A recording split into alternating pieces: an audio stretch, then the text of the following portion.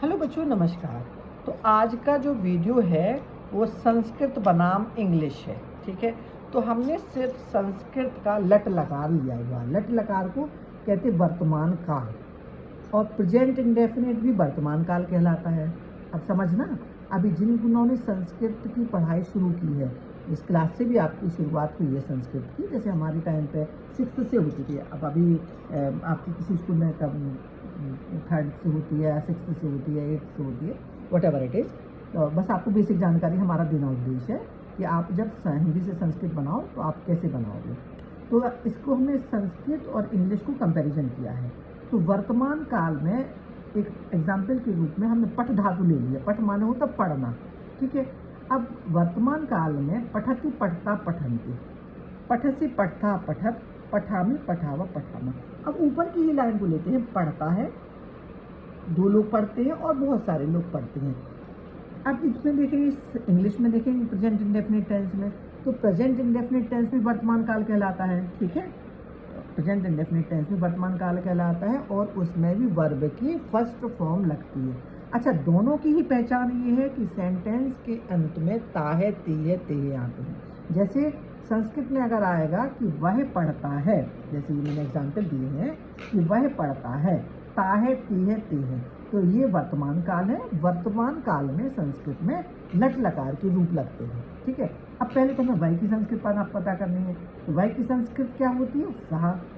अब ताहे तीहे तेहे, तो हमें देखना पड़ेगा लट लकार में पठ के रूप कैसे चलते हैं, पठती पठता पठन्ति। तो सहा क्या है? एक है, तो हमें पठती प्रथम पुरुष का एक वचन लगाना पड़ेगा, सहा पठती। अब इंग्लिश में आ जाएगा वह पढ़ता है, तो इंग्लिश में सहा को ही बोलते हैं और पठती को बोल देंगे रीड्स, क्योंकि ये भी अकेला है।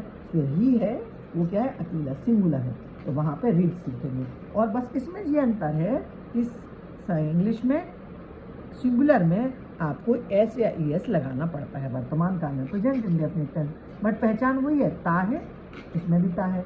तो ये भी संस्कृत का वर्तमान काल हो गया और ये भी इंग्लिश का प्रेजेंट इंडेफिनिट टेंस हो गया। बराबर बात हो गई, आपको प्रेजेंट इंडेफिनिट टेंस भी समझ में आ गया। इसकी पहचान है कि इसमें ताहे तीहे तेहे आते हैं और संस्कृत के भी वर्तमान काल में ताहे तीहे तेहे आते हैं।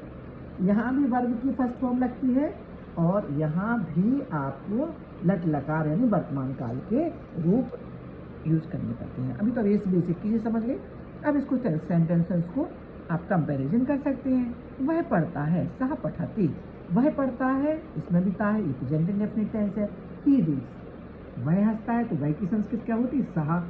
अब हंसने की संस्कृत आपको आना चाहिए, तो इसके लिए आपको रूप याद करने पड़ेंगे। तो इसके लिए सिर्फ हमने अभी वर्तमान काल के रूप ही लिखे हैं और ऊपर के प्रथम पुरुष को ही यूज कर रहे हैं।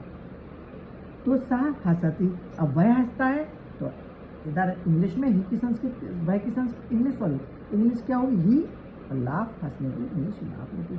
वह देखता है, अब मोटा मोटा पता लग गया कि वह की संस्कृत सा है और देखने की संस्कृत पश्यति होती है। तो सहा के संग में प्रथम पुरुष का एक वचन ही लगेगा।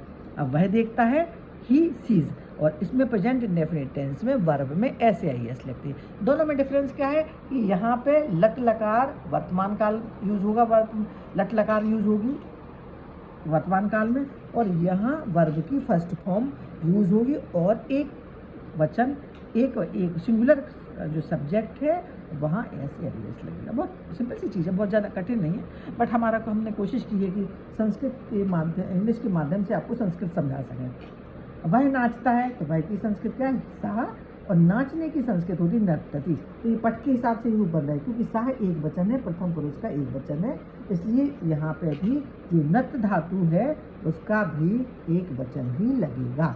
ठीक है, इस तरह से आपको समझ में आना चाहिए। तो ये तो हो गया आपका वर्तमान काल।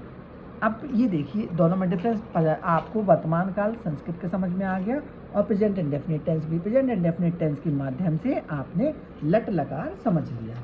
अब समझिए आपको क्या समझना है आपको, ये है अब हमने फिर है दूसरा है आपका present continuous tense. Present continuous tense की पहचान क्या है? इसमें रहा है, रही है, रहे आते हैं और इज एम आर वर्ब के प्लस में आईएनजी लगता है।